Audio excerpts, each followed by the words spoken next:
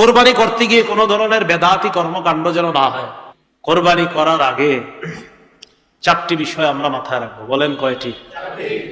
1 নম্বর নিয়ত করা। বলেন 1 নম্বর। 2 নম্বর, আমরা যারা কোরবানি করব হালাল টাকা দিয়ে কোরবানি করব। কি টাকা দিয়ে? 3 নম্বর, শরীয়ত মোতাবেক কোরবানি করব। শরীয়ত মোতাবেক।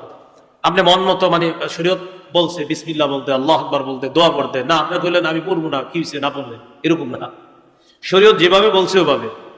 4 নম্বর, আমরা কোরবানি যখন করব কাউকে দেখানোর জন্য করব না, আমি আল্লাহর জন্য করতেছি, ব্যাস।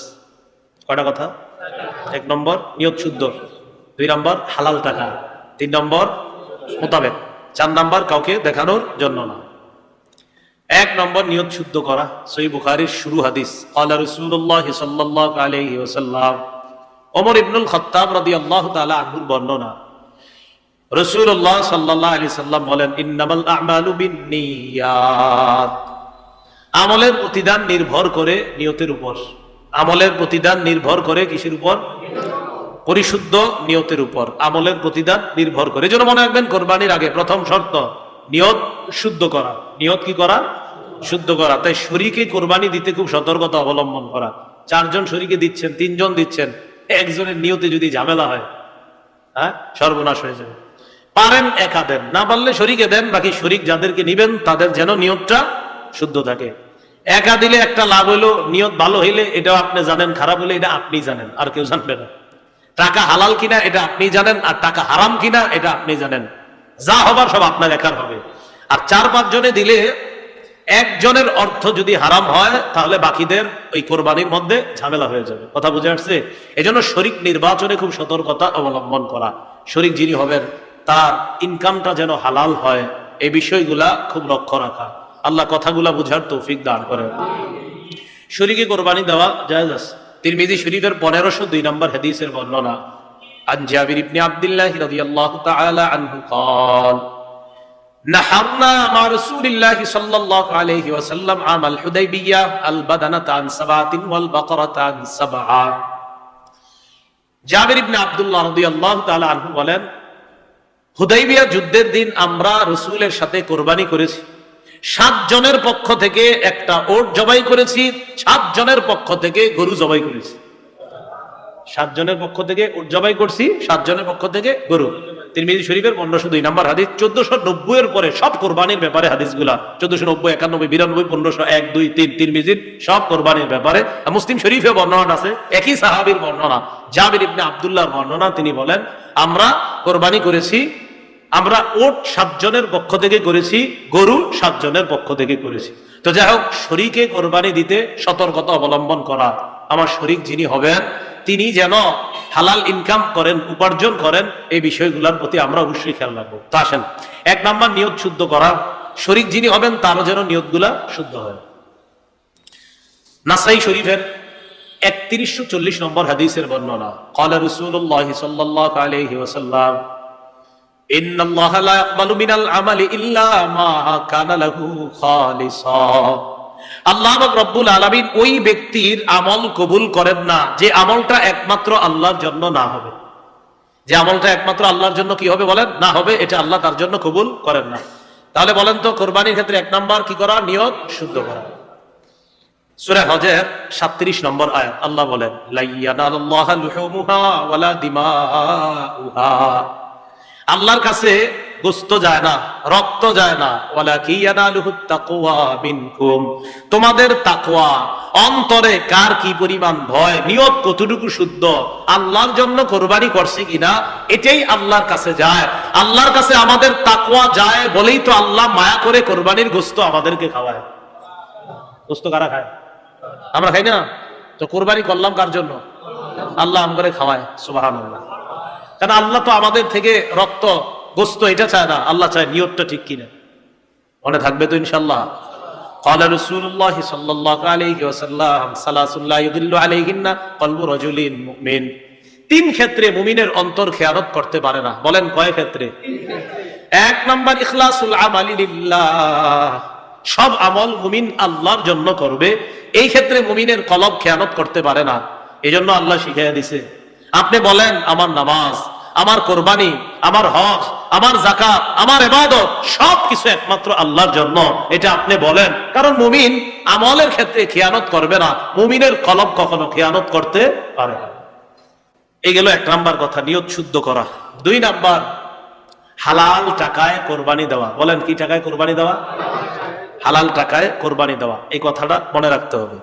قال رسول الله صلى الله عليه وسلم, রাসূলুল্লাহ সাল্লাল্লাহু আলাইহি ওয়াসাল্লাম বলেন, আমার উম্মতের উপর এমন একটা সময় আসবে, লা ইউবালিল মার'উ মা আখাযা মিনহু আমিনাল হালালি আও মিনাল হারাম। আমার উম্মতের উপর এমন একটা সময় আসবে, বুখারীর বর্ণনা, আমার উম্মত পরোয়া করবে না সে কি হালাল কামাই করলো না হারাম কামাই করলো, এটা উম্মত পরোয়া করবে না। হইলেই হইছে, বাস ইচ্ছা মতো কামাই করবে, চাই হারাম হোক চাই হালাল হোক। কিন্তু মনে রাখতে হবে কোরবানি করতে হবে হালাল টাকায়।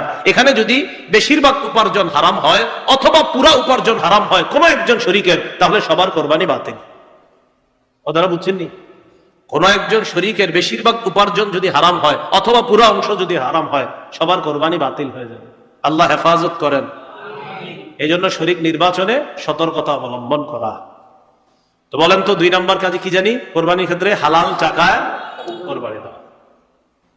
3 নম্বর কি? শরীয়ত মোতাবেক কোরবানি দেওয়া। শরীয়ত মোতাবেক আল্লাহর নাম নিয়ে কোরবানি আদায় করা, কোরবানি দেওয়া। আল্লাহ পাক রব্বুল আলামিন বলেন,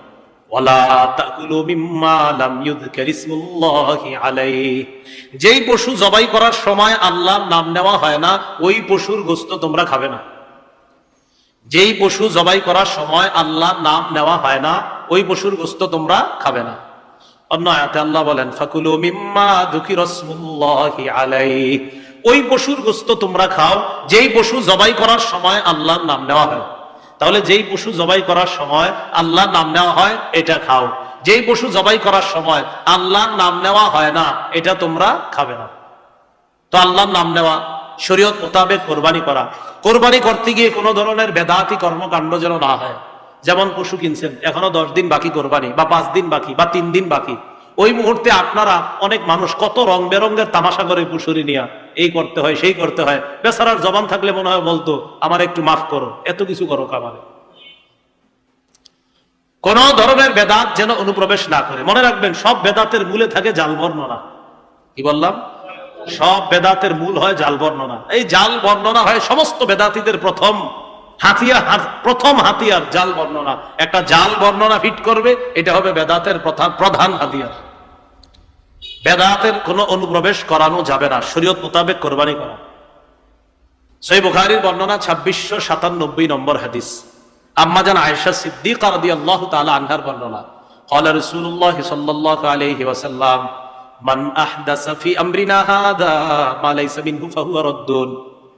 রাসূলুল্লাহ সাল্লাল্লাহু আলাইহি সাল্লাম বলেন, আমাদের ইসলাম ধর্মের মধ্যে, ইসলামের এই শরীয়তের মধ্যে কেউ যদি ইবাদতের নামে সওয়াবের আশায় নতুন কিছু আবিষ্কার করে, বলেন ইসলাম, বলেন সবাই, ইসলামের মধ্যে ইবাদতের নামে সওয়াবের আশায় নতুন কিছু আবিষ্কার করে, এটা বেদাত। এটা কি? ফাহুয়া রাদ্দুন, এটা প্রত্যাখ্যান করা হবে। ইমাম মালিক রাহমাতুল্লাহি আলাইহি বলেন, মান ইবতাদা ফিল ইসলাম বিদআতান ইয়ারাহা হাসানা ফাকাদ জাআমা আন্না মুহাম্মাদান ক্বাদ খানার রিসালা।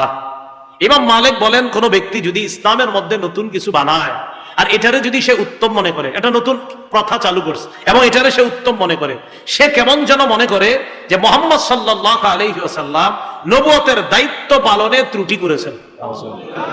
নবী ত্রুটি করছে কোন? নবী কি পরিপূর্ণ দিন রেখে গেছে কিনা বলেন? তো এখন যদি ইসলামের মধ্যে সওয়াবের আশায় ইবাদতের নামে নতুন কিছু অনুপ্রবেশ করায়, এর অর্থ হলো নবী পুরোপুরি রেখে যাইতে পারে নাই, তাই আমি নতুন একটা বানাইছি। আল্লাহ হেফাজত করেন। ক্বালা রাসূলুল্লাহ সাল্লাল্লাহু আলাইহি ওয়াসাল্লাম, নবীজি সাল্লাল্লাহু আলাইহি সাল্লাম বলেন, আনা ফারাতুকুম আলাল হাউজ, আমি হাউজে কাউসারের পারে দাঁড়িয়ে থাকব। হাউজে কাউসারের পারে যখন আমি দাঁড়িয়ে থাকব, তখন আমার সামনে আমার উম্মত যাবে। মান মাররা আলাইহা শারিবা, আমার উম্মত আমার সামনে দিয়ে যাবে, যাওয়ার সময় পানি পান করবে। ওয়া মান শারিবা লাম ইয়াজমা আবাদা, আমার উম্মতের কেউ যদি হাউজে কাউসারের পানি পান করে, সে আর পিপাসার্ত হবে না। বুখারীর বর্ণনা। এরপরে রাসূল সাল্লাল্লাহু আলাইহি সাল্লাম বলেন, সুম্মা লা ইয়ারিদান্না আলাইয়া আকওয়ামুন আ'রিফুহুম ওয়া ইয়ারিফুনানি। এরপর আমার সামনে এমন একদল মানুষ যাবে আমার সামনে দিয়ে, যাদেরকে আমি চিনবো, তারা আমার উম্মত, তারাও আমাকে চিনবে। আমি তাদেরকে পানি পান করাইতে চাইব। সুম্মা ইউহালু বাইনি ওয়া বাইনাহুম, আমার মাঝে আর তাদের মাঝে প্রতিবন্ধকতা সৃষ্টি করা হবে। আমি বলবো ইন্নাহুম মিন উম্মতি, আল্লাহ এরা তো আমার উম্মত। আল্লাহর পক্ষ থেকে জবাব দেওয়া হবে, ইন্নাকা লা তাদরি মা আহদাসু বা'দাক। হাবিব, আপনি জানেন না, আপনি দুনিয়া থেকে বিদায় নেওয়ার পর তারা নতুন নতুন কত বেদাত চালু করছে, আপনার জানা নাই। যখন নবী জানবে এই মানুষগুলা ইসলামের মধ্যে আমি যেই ধর্ম রেখে এসেছি, আমি যেই শরীয়ত রেখে গেলাম, এটার মধ্যে তারা নিজেদের মন মতো নতুন কিছু আবিষ্কার করছে, তখন নবী বলবেন, সুহকান সুহকান লিমান গায়্যারা দীনি, আমার সামনে থেকে দূর হও, যে আমার ইসলামকে, আমার রেখে আসা শরীয়তকে পরিবর্তন করে দিয়েছে, সে আমার সামনে থেকে দূর হও, আমি তোমার চেহারাটা দেখতেও চাই না। পানি পান করাবে দূরের কথা, ওই উম্মতকে বলবে দূর হও, দূর হও আমার সামনে। তাহলে হাউজে কাউসারের পানি নবী পান করাবে তাদেরকে, যারাই যাবে সামনে দিয়ে। নবী বলছেন, আমার সামনে একদল মানুষ যাবে, যাদেরকে আমি চিনবো, তারাও আমাকে চিনবে। আমি তাদেরকে পানি পান করাইতে চাইবো, আমার আর তাদের মাঝে প্রতিবন্ধকতা সৃষ্টি করা হবে। আমি বলবো ইন্নাহুম মিন উম্মতি, তারা তো আমার উম্মত। জবাব দেওয়া হবে, ইন্নাকা লা তাদরি মা আহদাসু বা'দাক, আপনি জানেন না, আপনি দুনিয়া থেকে চলে আসার পর তারা কত নতুন কিছু আবিষ্কার করছে।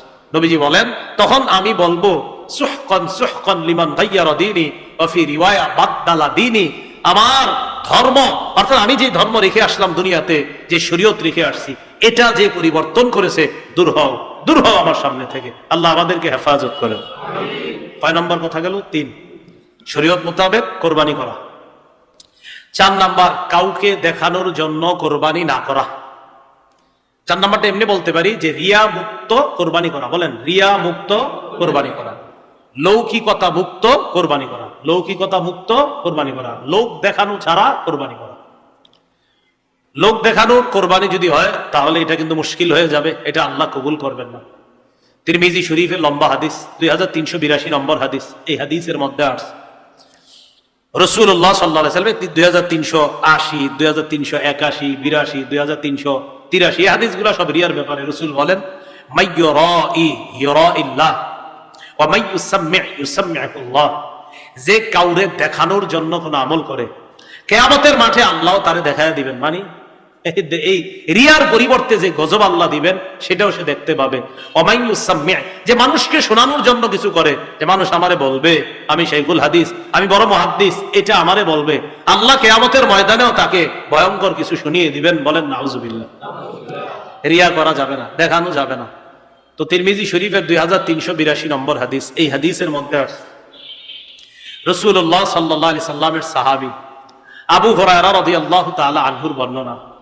এই হাদিসের বর্ণনাকারী উকবাহ ইবনে আমির, তিনি বলেন, আন্না শুফাই আল আসবাহি দাখাল আল মাদিনাতা ফাইদা হুয়া বিআবি হুরায়রা রাদিয়াল্লাহু তাআলা আন ওয়া ক্বাদ ইজতামা আলাইহি নাস।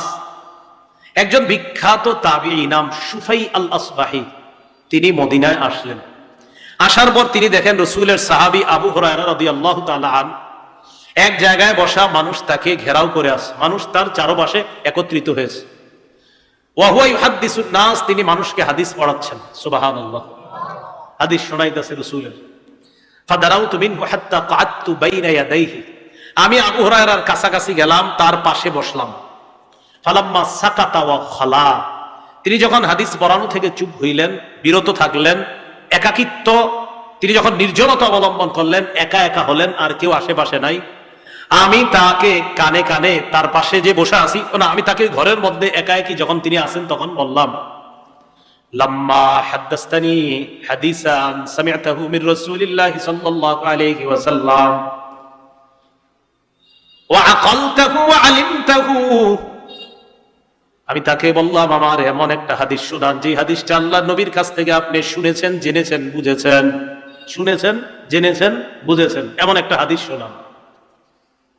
আবু হুরায়রা রাদিয়াল্লাহু তাআলা আন জবাব দিলেন, আফআলু লা উহাদ্দিসান্নাকা হাদিসা হাদাথানিহি রাসূলুল্লাহ সাল্লাল্লাহু আলাইহি ওয়াসাল্লাম, আবু হুরায়রা রাদিয়াল্লাহু তাআলা আনহু বললেন, আল্লাহর কসম, আমি তোমারে এমন একটা হাদিস শোনাবো যে হাদিসটা রাসূলুল্লাহ সাল্লাল্লাহু আলাইহি সাল্লাম আমাকে বলেছেন, যে হাদিসটা নবীজি আমাকে বলেছেন।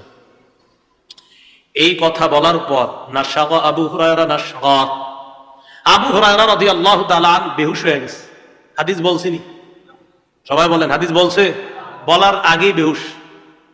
ফালাম্মা আফাকা, উনি যখন হুশ ফিরে আসলো, ওনার তিনি যখন হুশে ফিরলেন, হুশ ফিরে আসার পর আমি তাকে বললাম, আপনি আমার এমন একটা হাদিস শোনান যেটা নিজে শুনেছেন, বুঝেছেন, জেনেছেন, এমন হাদিস শোনান।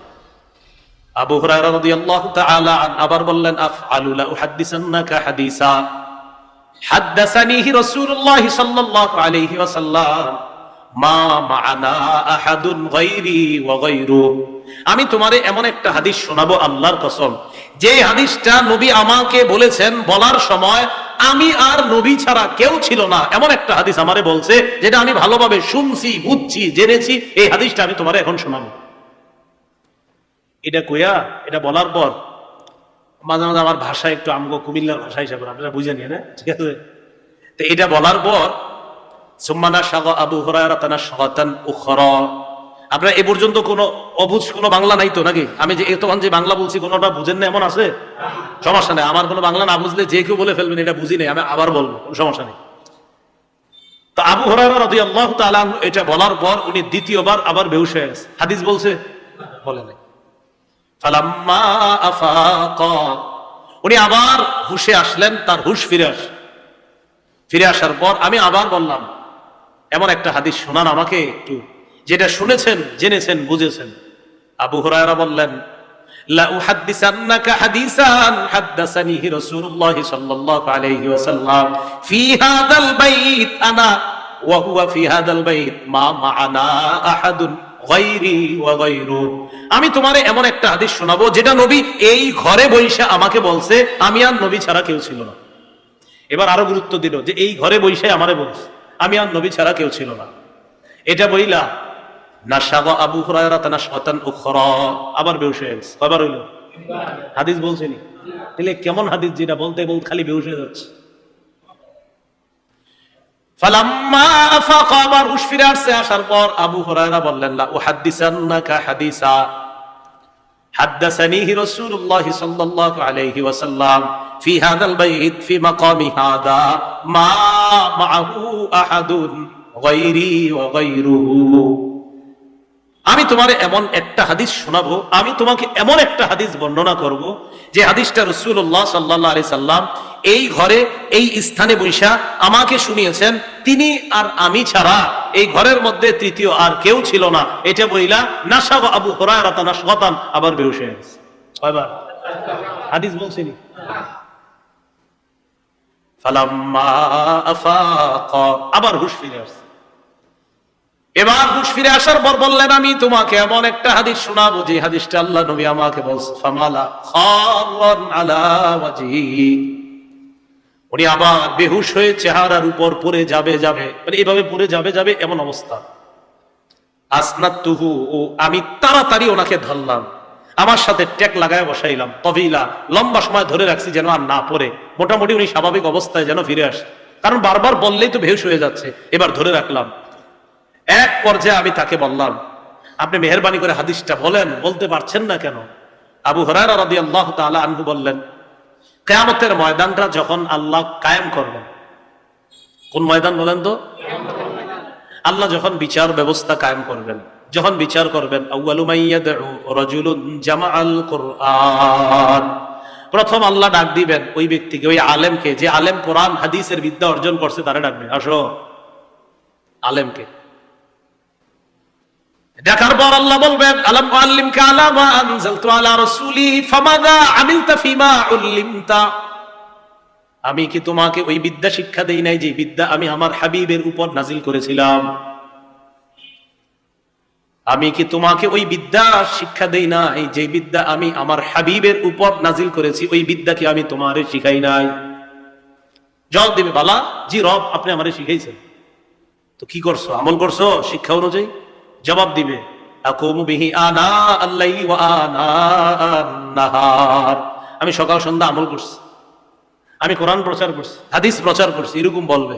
যেমন মনে করেন আমি যদি কই আল্লাহ আমি দিনের বেলা ক্লাস করছি, রাতের বেলা হাদিস প্রচার করছি, তো এরকম মনে করেন একজন আলেম বলবে আল্লাহ আমি দিন রাত শুধু কোরআন হাদিস প্রচার করছি। আল্লাহ বলবে ঠিকই করছো, কেন করছো? বলবে আপনারই খুশি করার জন্য। আল্লাহ বলবে না কাযাবতা, তুমি মিথ্যা বলছো। সব ঠিক, কিন্তু তুমি মিথ্যা কথা বলছো। তুমি কি বলছো? মিথ্যা কথা। এবার আপনাদেরকে মাঝে মাঝে যদি বলি পোস্টারে বেশি কিছু লেখেন না, আপনারা তো টাইটেল লাগাইতে লাগাইতে আখেরাত বরবাদ করে দেওয়ার চেষ্টা করেন হুজুরদের। হ্যাঁ, আল্লামা ওমক ওমক বলতে বলতে আসল নামই দিই মাঝে মাঝে খুঁজে পাই না আমি কে, দেখি আমি এরকম এরকম এরকম। হ্যাঁ, আল্লামার ব্যাপারে তো আমি কঠোরতায় যাচ্ছি। আগামীতে আল্লামা লেখা থাকবে, ওই মাহফিল ক্যান্সেল হয়ে যেতে পারে, একদম সরাসরি ক্যান্সেল। আল্লামা লিখবেন, কে কে পছন্দ করে সেটা যার যার ব্যাপার। আমার নামের শুরুতে আল্লামা লিখবেন, মাহফিল ক্যান্সেল টোটাল, সাথে সাথে কোনো ওজোর আপত্তি পরামর্শ সুপারিশ কোনো কার্যকরী হবে না। কিন্তু আমি পছন্দ করি না, কেন লিখবেন এটা? এটা লিখবেন না। হাফিজুল হাদিস লিখলে ক্যান্সেল তো হবেই মাহফিল, ভবিষ্যতে আর কোনোদিন পাবেন না। আল্লামা লিখলে মাহফিল ক্যান্সেল, আর হাফিজুল হাদিস লিখলে ভবিষ্যতে আর পাবেন না। এই ভুলেও লিখেন না, এই কাজ ভুলেও করেন না। আল্লাহর হস্তে আল্লামা লিখবেন না, হাফিজুল হাদিস লিখবেন না, এগুলো লিখবেন না, ভুলেও লিখেন না। আল্লাহ কথাগুলো আমল করার তৌফিক দান করুন। তো আল্লাহ বলবে কি করছো? সকাল সন্ধ্যায় কোরআন হাদিস প্রচার করছি, আল্লাহ আমল করছি কোরআন অনুযায়ী, হাদিস অনুযায়ী, আপনি যে বিদ্যা শিক্ষা দিচ্ছেন বিদ্যা অনুযায়ী। আল্লাহ বলবে মিথ্যা কথা বলছো। ওয়াতাকুলু লাহুল মালাইকাতু কাযাবতা, ফেরেশতারা বলবে সাথে সাথে জি তুমি মিথ্যাবাদী। ফেরেশতারা বলবে তুমি মিথ্যাবাদী। ফাসুহিবা বিহি আলা ওয়াজহিহি, মাথাটা নিচের দিকে দিয়ে পাগুলা উপরের দিকে দিয়ে ধাক্কা মারতে মারতে জাহান্নামের দিকে হেঁচড়াইতে হেঁচড়াইতে নেওয়া হবে। যাও। 2 নাম্বার ডাক দিবে রাজুলুন কুতিলা ফি সাবিলিল্লাহ বা রাজুলুন সাহিবুল মাল, সম্পদওয়ালাকে ডাক দিবে। ডাক দেওয়ার পর বলবে আলাম ওয়াসি আলাইকা, আমি কি তোমারে কোটিপতি বানাই নাই, প্রচুর সম্পদ দান করি নাই? জি আল্লাহ দান করছেন। আমি যে বিধান দিয়েছিলাম বিধান পালন করেছো কিনা? হ্যাঁ মাওলা পালন করেছি। কি করছো? কাসিলুর রহিম, আমি আমার রক্তের সম্পর্ক রক্ষা করেছি। আর আতাসাদ্দাকু, আমি দান সদকা করতাম। আল্লাহ বলবে কেন করছিলা? আপনারে খুশি করার জন্য না। কাযাবতা, এই জায়গায় তুমি মিথ্যা কথা বলছো। করছো ঠিক আছে, কিন্তু এই জায়গায় মিথ্যা কথা বলছো। তুমি আমারে খুশি করার জন্য করো নাই, জানো আগামীকাল ফেসবুকে তোমার ছবি আসে তুমি 70 জনকে দান করছো, এই জন্য করছিলা। কি ঠিক? হ্যাঁ, এই অ্যালার্জি থেকে যে কবে মুক্ত হবে সমাজ আল্লাহ জানে। মশারি দিতেছে, এটাও ফেসবুকে আসতেছে। আপনার মশারি ফেসবুক, মানে যেটাই দিচ্ছি আমি, বেচারা একজন রে একটা মশারি দিবে, 14 জন ছবি তুলতেছে। একটা মশারি, একটা গামছা, একটা লুঙ্গি। কথার কথা যদি ঠিক আছে, আসলে যদি সহি শুদ্ধ নিয়তে দেয় তাহলে তো ঠিক আছে, ফেসবুকে দিলেও ঠিক আছে যে না নিয়ত শুদ্ধ। কিন্তু ঘটনা চক্রে যদি আপনার মাকসাদ হয় না মানুষ দেখুক, তো অবস্থাটা হবে কি? কথাটা বুঝছেন নি? মানে মূল কথা মানুষ দেখে আমারে বাহবা দিবে, এটা যেন না হয়, এটা হলো মূল কথা। তো কেন সদকা করছো? তখন বলবে আল্লাহ আমি তো করছি এই জন্য আপনার জন্য। বললো না, মিথ্যা কথা। লিউকাল, যেন তোমাকে বলা হয় ইন্নাহু জাওয়াদ ফুলানুন জাওয়াদ, ওমকে বড় দানশীল, উত্তর পাড়ার ওমকে বড় দানশীল। তুমি এই নিয়তে দান করেছিলা। অকতকিল, দুনিয়াতে এই বাহবা তুমি প্রচুর অর্জন করেছো, তো যাদের বাহবা দরকার ছিল এটা তো তুমি পেয়ে গিয়েছো। আমি রবের জন্য তো তুমি কিছু করো নাই, তো কি করা? মাথাটা নিচে পা উপরের দিকে দিয়ে হেঁচড়াইতে হেঁচড়াইতে জাহান্নামে নিক্ষেপ। কথাগুলো পুরোটা বুঝবেন। মানে মূল কথা আমি যা করছি সেটা কার জন্য হতে হবে? এটা যদি না হয় আল্লাহ বলবে তুমি তো আমার জন্য করো নাই। তুমি করছো, তুমি দান করছো, তুমি সব করছো, করছো কার জন্য? এবার ডাক দিবে আল্লাহ রাজুলুন কুতিলা ফি সাবিলিল্লাহ, আল্লাহ রাস্তার মুজাহিদকে, আসো তোমারে আমি জিহাদ করার তৌফিক দিছি। কেন করছো? কাতালতু হাত্তা কুতিলতু, আল্লাহ আমি লড়াই করতে করতে শহীদ হয়ে গেছি। আল্লাহ বলবে কেন? আপনারই খুশি করার জন্য। আল্লাহ বলবে না, দুনিয়াতে তোমার এই নিয়ত ছিল না, তোমার নিয়ত ছিল আমারে সবাই বীর বাহাদুর বলবে, তুমি এই জন্য করছিলা। তো দুনিয়াতে বাহবা দিছে, তোমার বীর বাহাদুর বইলা পত্রিকায় তোমার ব্যাপারে প্রচুর লেখা হয়েছে, তুমি বীর, তুমি বাহাদুর, সব। তুমি আমার জন্য এটা করো নাই, তো যেহেতু করো নাই অতএব আমার কাছ থেকে কিছু পাওয়ার আশা কিভাবে করো? যাও জাহান্নামে যাও। বুঝে থাকলে বলেন কোরবানি কার জন্য?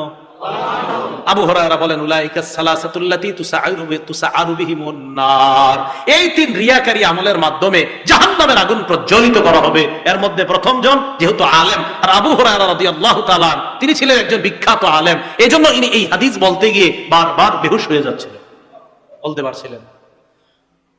বলেন কুরবানি 1 নম্বর নিয়ত শুদ্ধ করা, 2 নম্বর মাল হালাল হওয়া, 3 নম্বর শরীয়ত মোতাবেক, 4 নম্বর হ্যাঁ আল্লাহর জন্যই কোরবানি করা। আল্লাহর জন্য কি করা? কোরবানি। তো হাদিস দ্বারা বোঝা যায় কিয়ামতের ময়দানে শুধু এদেরকে ডাকবে এমন না, এরকম যারা আমল করছে এই শ্রেণী বিভিন্ন শ্রেণীকে বলবে যে তুমি ওটা কেন করেছো বলো, তো বলবে আল্লাহ এই জন্য করে। আল্লাহ বলবেন না, আমার জন্য করো নাই। পুরা আলোচনাটা বুঝে থাকলে বলেন আমার নামাজ কার জন্য হবে? হজ যাকাত কোরবানি কার জন্য হবে? আমার জীবন কার? আমার মৃত্যু দিবেন কে? বাস এটাই ইব্রাহিম নবীকে আল্লাহ বললেন আসলিম, আপনি সারেন্ডার করেন, আত্মসমর্পণ করেন। সূরা বাকারাতে আল্লাহ বলেন 131 নম্বর আয়াত, ইব্রাহিম নবী বললেন আসলামতু লিরাব্বিল আলামিন, আমি বিশ্ব জগতের রবের সামনে নিজেকে সঁপে দিলাম। এই জায়গায় কার কথা বলছে? এই জায়গায় কার কথা? ইব্রাহিম নবীর কথা। এবার সূরা ওয়াস-সাফফাতের মধ্যে যান 102 থেকে 107 নম্বর আয়াত, ওখানে দেখবেন 2 বাবা আর সন্তান, ইব্রাহিম নবী, ইসমাঈল নবী, এই দুইজনের কথা আল্লাহ বলছে। ফালাম্মা আসলামা, তারা দুইজন যখন আল্লাহর কাছে আত্মসমর্পণ করলেন। প্রথমে ইব্রাহিম নবী আত্মসমর্পণ করছে। ইব্রাহিম নবী সন্তানরে বলছে আমি স্বপ্নে দেখলাম তোমারে জবাই করি, ফানজুর মাজা তারা, তোমার অভিমত কি? ইসমাঈল নবী জবাব দিলেন আব্বা আমার আবার কি অভিমত? ইফআল মা তুমার, রব যা বলছে তাড়াতাড়ি পালন করেন। আল্লাহ তখন বললেন ফালাম্মা আসলামা, প্রথমে আল্লাহ বলছে ইব্রাহিম নবী আত্মসমর্পণ করছে, এবার আল্লাহ বলছে ইব্রাহিম ইসমাঈল বাবা এবং সন্তান দুজন আমি আল্লাহর জন্য 100 বার পরীক্ষায় সফলতার জন্য আমার সামনে আত্মসমর্পণ করছি। তাহলে আমরা সবাই কোরবানি করব কার জন্য? আমরা সবাই আল্লাহর কাছে আত্মসমর্পণকারী, ঠিক না? আল্লাহ আমাদের সকলকে যে কথাগুলো শুনলাম বললাম আমল করার তৌফিক দান করেন। মারকাজুল ফুরকান এই মাদ্রাসাটা হক বাতিলের পার্থক্যকারী মাদ্রাসা। ফুরকান মানে আল ফারকু বাইনাল হাক্কি ওয়াল বাতিল, হক বাতিলের মাঝে পার্থক্য। এই হক বাতিলের মাঝে পার্থক্য করা এটা কোন মাদ্রাসার শিক্ষা। এখানে যে শিক্ষাটা দেওয়া হবে কোরআন হাদিসের শিক্ষা দেওয়া হবে। এখন কথা হলো আপনার ঘরে এমন কাজ হয় যে কাজগুলা শরীয়ত মোতাবেক না, আপনি কেমনে বুঝবেন এটা শরীয়ত মোতাবেক না? এজন্য আপনার একজন সন্তান মাদ্রাসায় দেন, এখান থেকে সে শিখবে কোনটা হক কোনটা বাতিল, কোনটা ন্যায় কোনটা অন্যায়। এজন্য বলেন মাদ্রাসা শিক্ষা দরকার আছে কিনা? এজন্য এই মাদ্রাসাটা ইনশাল্লাহ আমরা সবাই খেয়াল রাখবো, সন্তান দিব, পড়াশোনা করাবো, তারা যেন সুশিক্ষায় শিক্ষিত হতে পারে আল্লাহ তৌফিক দান করেন। আল্লাহ আমাদের সকলকে এই মজলিসে যারা উপস্থিত হয়েছি আপনাদের সাথে যেন আল্লাহর কাছে আত্মসমর্পণকারী মুসলমান হিসাবে কিয়ামতের ময়দানে সবাই একসাথে হয়ে যেন একসাথে জান্নাতে যেতে পারি, আল্লাহ তৌফিক দান করেন। আমিন ওয়া আখিরু দাওয়ানা আলহামদুলিল্লাহি রাব্বিল আলামিন। সুবহানাল্লাহি ওয়া বিহামদিহি, সুবহানাকাল্লাহুম্মা ওয়া বিহামদিকা, আশহাদু আল্লা ইলাহা ইল্লা আনতা আস্তাগফিরুকা ওয়া আতুবু ইলাইক। আলহামদুলিল্লাহি রাব্বিল আলামিন ওয়াল আকিবাতু লিল মুত্তাকিন। আসসালামু আলা সাইয়্যিদিল আমবিয়া ওয়াল মুরসালিন ওয়া আলা আলিহি ওয়া সাহবিহি আজমাইন। আল্লাহ এই মাদ্রাসা আপনি কবুল করেন, সমস্ত পেরেশানি থেকে হেফাজত করেন। আল্লাহ মাদ্রাসার উস্তাদ, ছাত্র, মাদ্রাসার পরিচালক সকলকে কবুল করেন, তারা যেন ইখলাসের সাথে কাজ করতে পারে তৌফিক দান করেন। আল্লাহ আল্লাহ এই মাদ্রাসাগুলা কেন্দ্র করে আল্লাহ আল্লাহ অনেক স্বপ্ন দেখি মাওলা, এই মাদ্রাসাগুলা থেকে আল্লাহ আল্লাহ এই যুগেও আপনি বড় মুফতি, মুহাদ্দিস, ফকিহ আপনি তৈরি করে দেন। আল্লাহ যারা ইসলামের ঝান্ডাবাহী হবে, আল্লাহ যারা কোরআন সুন্নাহর ধারক বাহক, প্রকৃত ধারক বাহক হতে পারে এমন কিছু সন্তান আপনি তৈরি করে দেন। আল্লাহ আমাদের দোয়া আপনি কবুল করেন। মাদ্রাসার যত প্রয়োজন আল্লাহ যাবতীয় প্রয়োজনগুলা গাইবী খাজানা থেকে পুরা করে দিয়েন। এলাকার সমস্ত ইমাম, খতিব, মুয়াজ্জিন, সমস্ত মুহতামিমিন যারা আছে সকলে মিলে মিশে মোহাব্বতের সাথে পরামর্শ করে যেন কাজ করতে পারে তৌফিক দান করেন। তারা একসাথে যেন সমস্ত বাতিলকে মোকাবেলা করতে পারে তৌফিক দান করেন। আল্লাহুম্মা সাল্লি ওয়া সাল্লিম ওয়া বারিক আলা মুহাম্মদ। সুবহানা রাব্বিকা রাব্বিল ইজ্জাতি আম্মা ইয়াসিফুন ওয়া সালামুন আলাল মুরসালিন ওয়ালহামদুলিল্লাহি রাব্বিল আলামিন।